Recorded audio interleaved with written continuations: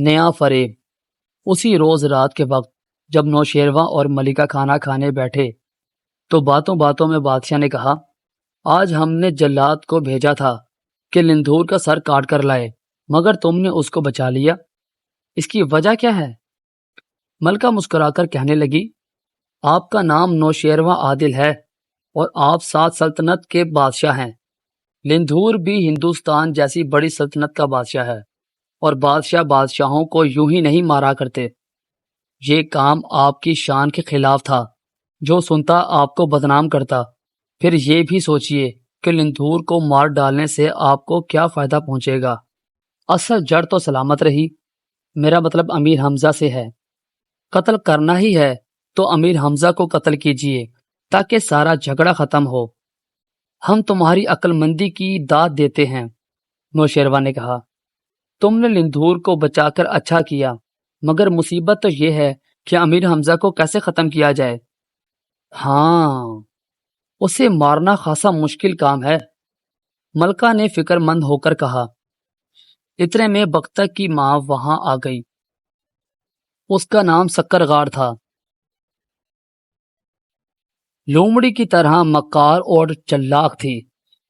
اس نے چپکے چپکے بادشاہ اور ملکہ کی باتیں سن لی تھیں۔ جب امیر حمزہ کو قتل کرنے کی تدبیروں پر غور ہو رہا تھا تو اس عورت کے ذہن میں ایک انوکھی تدبیر آئی۔ اسی وقت بادشاہ کے سامنے حاضر ہو کر کہنے لگی، حضور، ایک بات لونڈی کی ذہن میں آئی ہے، جس سے سانپ بھی مر جائے گا اور لاٹھی بھی نہ ٹوٹے گی۔ اجازت ہو تو عرض کروں؟ ہاں ہاں، فوراً کہو، ملکہ نے خوش ہو کر کہا۔ سرکار، تدبیر یہ ہے کہ شہزادی مہر نگار کو میں ایک تہہ خانے میں لے جاتی ہوں۔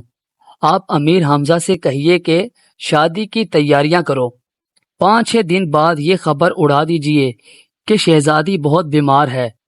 اس کے بعد کہہ دیجئے کہ اس کا انتقال ہو گیا ہے۔ مجھے یقین ہے کہ امیر حمزہ اس صدمے کو برداشت نہ کر سکے گا اور اپنے آپ کو ہلاک کر لے گا۔ نوشیروان یہ تجویز سن کر بہت خوش ہوا۔ سکر غار کو انعام دیا اور کہا کہ آج ہی شہزادی مہر نگار کو محل کے سب سے نچلے تہہ خانے میں لے جا۔ دوسرے روز امیر حمزہ دربار میں حاضر ہوئے تو بادشاہ خلاف توقع بہت خوش اخلاقی اور محبت سے پیش آیا۔ ان کو سینے سے لگایا اور کہا، لندھور کا سر کاٹنا ہمارا مقصد نہ تھا، یہ تو صرف تمہارا امتحان تھا۔ ہم خوش ہیں کہ تم اس امتحان میں پورے اترے۔ اب ہم چاہتے ہیں کہ جلد سے جلد شہزادی کو تمہارے حوالے کر دیں۔ جاؤ، شادی کی تیاریاں کرو۔ یہ سن کر امیر حمزہ کی خوشی کا ٹھکانہ نہ رہا۔ بے اختیار نوشیروان کے ہاتھوں کو چوما اور ہنستے کھیلتے اپنے لشکر میں آئے۔ سب کو یہ خوشخبری سنائی۔ بہرام، لندھور اور سلطان بخت مغربی مبارک ہو، مبارک ہو، مبارکباد پیش کی اور ہر طرف جشن منایا جانے لگا۔ ادھر سکر غار شہزادی کے پاس گئی اور کہنے لگی کہ شہزادی مبارک ہو، بادشاہ سلامت نے امیر حمزہ سے تمہاری شادی طے کر دی ہے۔ اب تمہیں دلہن بنانے کا حکم دیا ہے۔ آؤ میرے ساتھ چلو۔ مہر نگار خوشی سے پھولی نہیں سما رہی تھی اور سوچے سمجھے بغیر سکر غار کے ساتھ چل دی۔ وہ مکار بڑھیا شہزادی کو ایک سجے سجائے تہہ خانے میں لے گئی۔ وہاں بہت سی لونڈیاں باندیاں موجود تھیں۔ اس نے شہزادی کو دلہن بنانا شروع کیا اور گانے بجانے کی محفل گرم ہوئی۔ کئی دن گزر گئے۔ اس دوران میں شہزادی مہر نگار کے بیمار ہونے کی خبر پھیل گئی، جس سے امیر حمزہ سخت پریشان ہوئے اور کھانا پینا چھوڑ گیا۔ ایک روز آدھی رات کے وقت شہر میدان میں سے لوگوں کے رونے پیٹنے اور ماتم کرنے کی آوازیں سنائی دیں۔ معلوم ہوا کہ شہزادی مر گئی۔ یہ سنتے ہی امیر حمزہ پچھاڑ کر زمین پر گر پڑے۔ بہرام اور لندھور انہیں سمجھانے لگے کہ خدا کی مرضی میں کسی کو کیا دخل ہے، اب صبر کرنا چاہیے، لیکن امیر حمزہ کو چین نہ آتا تھا۔ عمروں سے امیر حمزہ کی یہ حالت دیکھی نہ گئی۔ کہنے لگا، خدا کے واسطے صبر کرو، میں شہزادی مہر نگار کے محل میں جا کر سب حال معلوم کرتا ہوں۔ مجھے یقین نہیں آتا کہ شہزادی مر گئی ہے، ضرور اس میں بھی بھید ہے۔ یہ سن کر امیر حمزہ کو بھی خیال آیا، ممکن ہے دشمنوں نے کوئی چال چلی ہو۔ انہوں نے عمرو کو جانے کی اجازت دے دی۔ ادھر عمرو جب شہزادی مہر نگال کے شبستان کے قریب پہنچا تو خواجہ سراؤں نے ملکہ کو خبر دے دی کہ عمرو عیار محل کے آس پاس منڈلا رہا ہے۔ سکر غار نے ملکہ کے کان میں کہا، عمرو کو محل کے اندر بلا لیجئے، وہ یہاں جب کنیزوں اور خادماؤں کا رونا دھونا دیکھے گا تو اس کے دل میں کوئی شک باقی نہ رہے گا۔ ملکہ کے حکم سے عمرو کو محل کے اندر بلا لیا گیا۔ عمرو نے دیکھا کہ ہر طرف شور ماتم برپا ہے۔ سب کنیزوں، لونڈیوں، باندیوں اور خادماؤں نے سیاہ لباس پہن رکھے ہیں اور ایک جگہ بیٹھی شہزادی مہر نگار کو یاد کر کر کے رو رہی ہیں۔ ملکہ بھی بار بار رومال منہ پر رکھتی اور رونے کی آواز نکالتی تھی۔ یہ منظر دیکھ کر عمرو کا کلیجہ پھٹ گیا۔ اسے یقین ہو گیا کہ شہزادی کے مرنے کی خبر غلط نہیں ہو سکتی۔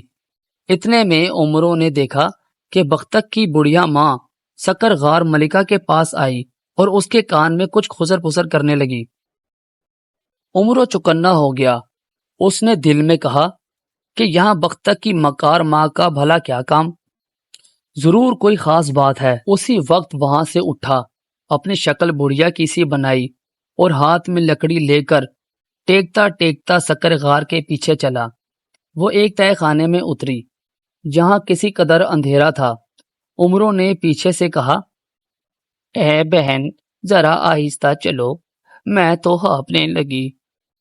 سکر غار نے مڑ کر دیکھا کہ یہ کون عورت ہے تو عمرو نے اسی وقت اس کا گلا اس زور سے دبایا کہ وہ آواز بھی نہ نکال سکی اور مر گئی۔ عمرو نے اس کی لاش لے جا کر باغیچے میں چھپائی اور آپ اسی کی شکل بنا کر دوبارہ تہہ خانے میں اترا۔ تھوڑی ہی دور چلا تھا کہ سامنے سے مہر نگار کی ایک کنیز ہاتھ میں شمع لیے آتی دکھائی دی۔ اس نے عمرو کو سکر غار سمجھ کر کہا، بڑی بھی کہاں غائب تھی؟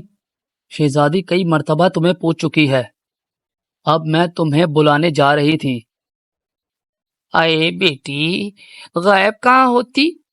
وہ تو موا عمرو عیار آیا تھا شہزادی کی خبر لینے کے لیے۔